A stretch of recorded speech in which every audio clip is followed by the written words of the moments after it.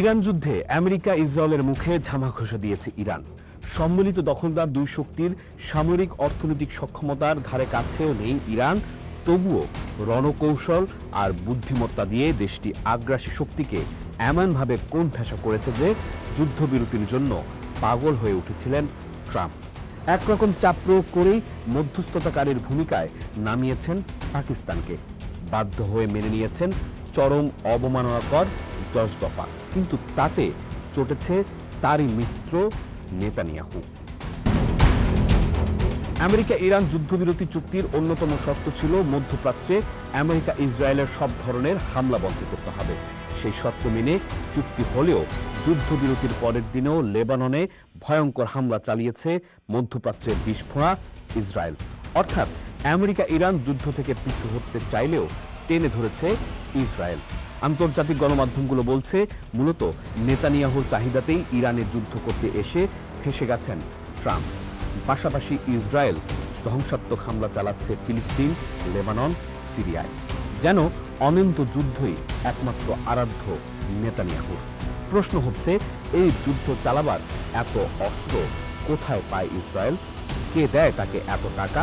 কেন মধ্যপ্রাচ্যে শান্তির পায়রা উঠতে দেয় না ইসরায়েল? কি তার ক্ষমতা? ইসরায়েলের এই অধ্যতের মূলে রয়েছে তাদের জন্মের ইতিহাস এবং পশ্চিমা বিশ্বের অন্ধ সমর্থন।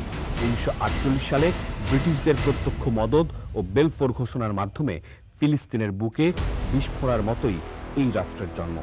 আল জাজিরা ও রয়টার্সের ঐতিহাসিক বিশ্লেষণ অনুযায়ী দ্বিতীয় বিশ্বযুদ্ধের পর পশ্চিমা শক্তিগুলো তাদের কৌশলগত স্বার্থ রক্ষায় মধ্যপ্রাচ্যের হৃৎপিণ্ডে ইসরায়েলকে স্থাপন করে। ইসরায়েলের অর্থনীতির মূল ভিত্তি হচ্ছে মার্কিন যুক্তরাষ্ট্রের বার্ষিক সামরিক সহায়তা। মার্কিন স্টেট ডিপার্টমেন্টের তথ্য মতে আমেরিকা প্রতি বছর ইসরায়েলকে $3.8 বিলিয়ন বা তারও বেশি সামরিক সাহায্য প্রদান করে। এই বিশাল অর্থের সিংহভাগই ইসরায়েল ব্যয় করে উন্নত যুদ্ধবিমান, ক্ষেপণাস্ত্র প্রতিরক্ষা ব্যবস্থা আয়রন ডোম এবং অত্যাধুনিক মরণাস্ত্র ক্রয়ে। মূলত মার্কিন করদাতার টাকাতেই চলে ইসরায়েলের এই অনন্ত যুদ্ধবাজি। ইসরায়েলের অস্ত্রের যোগানের উৎস বিশ্লেষণ করলে দেখা যায় দেশটির প্রায় 70% অস্ত্র আসে যুক্তরাষ্ট্র থেকে, আর বাকি একটি বড় অংশ আসে জার্মানি ও ইতালি থেকে। স্টকহোম ইউনিভার্সিটির পিস রিসার্চ ইনস্টিটিউটের রিপোর্ট অনুযায়ী ইসরায়েল বিশ্বের অন্যতম বৃহৎ অস্ত্র আমদানিকারক হলেও তারা নিজস্ব প্রযুক্তিতেও অস্ত্র তৈরি করে। তবে সেই উৎপাদনেও থাকে মার্কিন টেকনোলজির লাইসেন্স। মূলত যুক্তরাষ্ট্রের ফরেন মিলিটারি ফিন্যান্সিং প্রোগ্রামের আওতায় প্রতি বছর যে বিপুল অনুদান ইসরায়েলকে দেয়া হয় তার সিংহভাগই ব্যয় হয় মার্কিন অস্ত্র কিনতে। ফলে মার্কিন ডিফেন্স ইন্ডাস্ট্রি যেমন লাভবান হয়, তেমনি ইসরায়েলও হাতে পায় অত্যাধুনিক F-35 যুদ্ধবিমান এবং নিখুঁত নিশানার বোমা। জার্মানি মূলত ইসরায়েলকে সাবমেরিন বা ডুবোজাহাজের প্রযুক্তি সরবরাহ করে। এছাড়া দেশটির নিজস্ব প্রতিষ্ঠান যেমন রাফায়েল বা এলবিট সিস্টেমস মরণাস্ত্র তৈরি করলেও সেগুলোর মূল সেন্সর বা চিপ আসে ওয়াশিংটন থেকে। অর্থাৎ ইসরায়েলি সামরিক যন্ত্রের প্রতিটি নাটবল্টু আসলে পশ্চিমা স্বার্থ আর অর্থের এক জটিল সংমিশ্রণ। ইসরায়েলের অস্ত্র কেনা এবং উৎপাদনের এই বিপুল অর্থের উৎস কি? ইসরায়েলের মরণাস্ত্র কেনার টাকার উৎস কেবল সরকারি অনুদান নয়, বরং বিশ্বজুড়ে ছড়িয়ে থাকা জায়নিস্ট লবিং গ্রুপের প্রভাব। মার্কিন কংগ্রেসকে আক্ষরিক অর্থেই নিয়ন্ত্রণ করে আমেরিকার আইপ্যাকের মতো সংগঠনগুলো। আন্তর্জাতিক গণমাধ্যমের বিশ্লেষণে দেখা যায় এই লবিং গ্রুপগুলো মার্কিন নির্বাচনের তহবিলে কোটি কোটি ডলার ঢালে, যার বিনিময়ে ইসরায়েলের জন্য নিশ্চিত করা হয় অঢেল সামরিক বাজেট।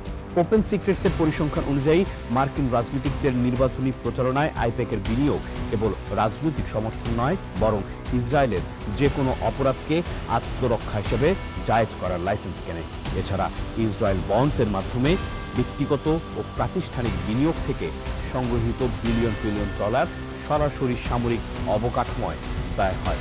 মূলত এই অর্থনৈতিক জাতাকলে বিশ্ববিভাগের কণ্ঠরোধ করে রেখেছে ইসরায়েল।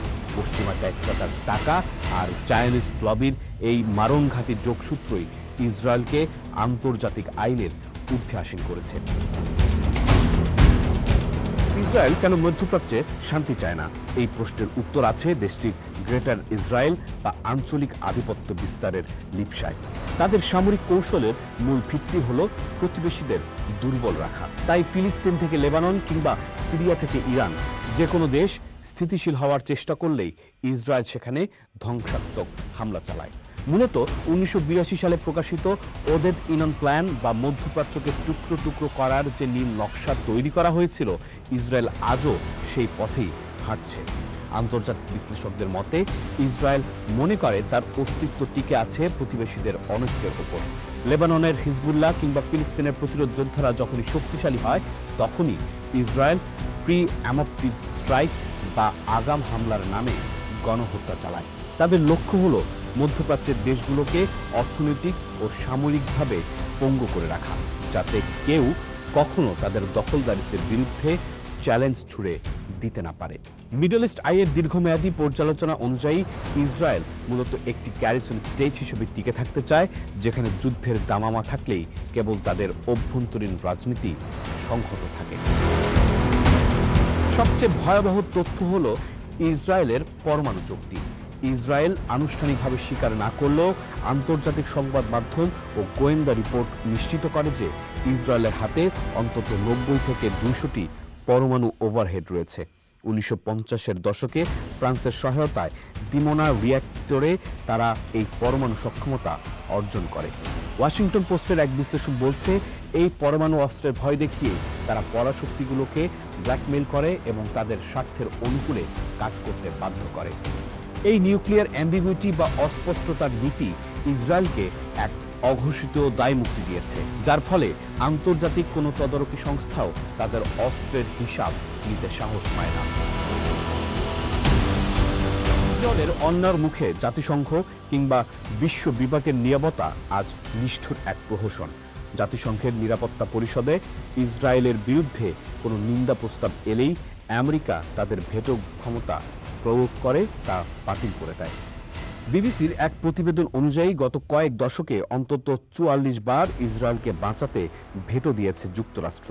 এই দায়মুক্তি বা ইম্পিউনিটি ভোগ করার কারণেই আন্তর্জাতিক আইন তোয়াক্কা না করে ইসরায়েল গণহত্যা চালিয়ে যাচ্ছে। যখন ইরান কৌশলে পরাশক্তিকে টেবিল পর্যন্ত টেনে আনে, তখন নেতানিয়াহুর এই অস্থিরতা প্রমাণ করে যে শান্তি নয়, বরং যুদ্ধই ইসরায়েলি শাসনতন্ত্রের টিকে থাকার অক্সিজেন। মধ্যপ্রাচ্যে অশান্তি জিয়ে রেখে অস্ত্র ব্যবসার প্রসার এবং রাজনৈতিক ক্ষমতা কুক্ষিগত রাখাই এখন ইসরায়েলের প্রধান এজেন্ডা। এই যুদ্ধবাজির আড়ালেই লুকিয়ে আছে এক রাষ্ট্রের টিকে থাকার মরিয়া চেষ্টা এবং অন্য রাষ্ট্রগুলোকে মানচিত্র থেকে মুছে ফেলার গভীর ষড়যন্ত্র। পোস্ট দেখুন, ভাবুন, করুন, থাকুন পোস্টের সাথে।